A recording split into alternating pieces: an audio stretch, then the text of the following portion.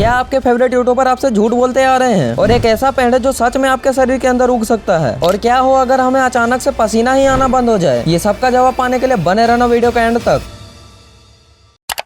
Fact number 1, जिनको अमीर बनना है तो ये चारपाई बनाना शुरू कर दो, क्योंकि अमेरिका की एक वेबसाइट पे ये हमारी चारपाई लाखों की बिक रही है। जैसे कि ये देखो 1.5 लाख की खटिया। जी हाँ, ये वही खटिया है।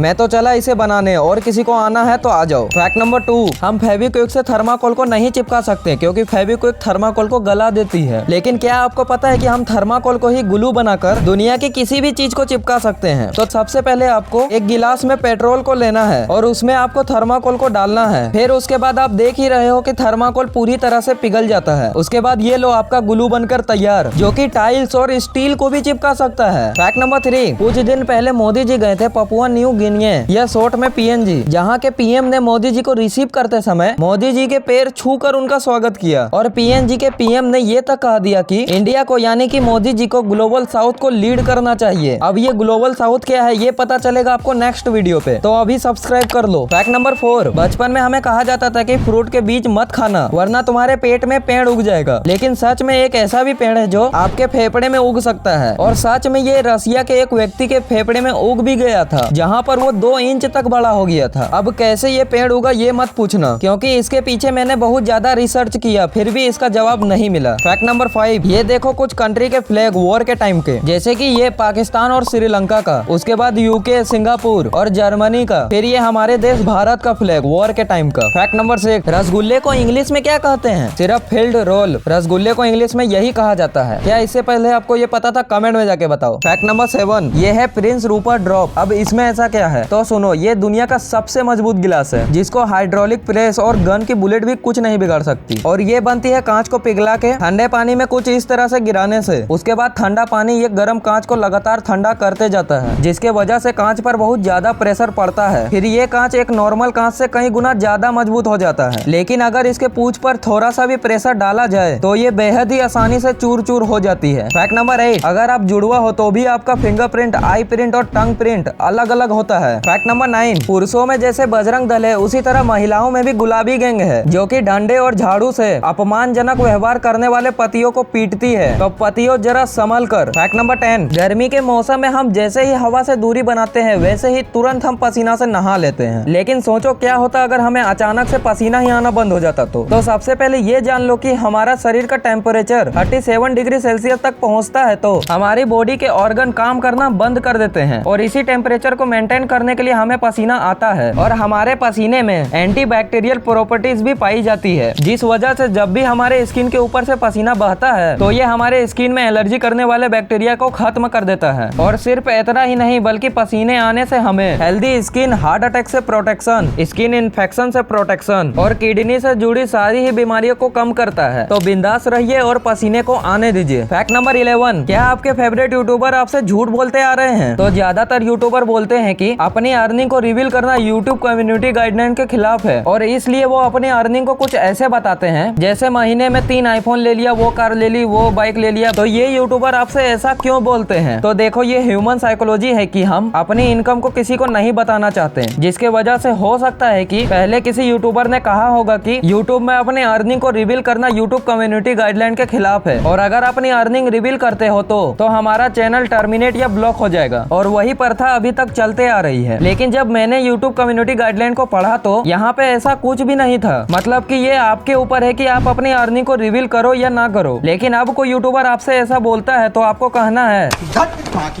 Thanks for watching. मिलते हैं नेक्स्ट वीडियो पे।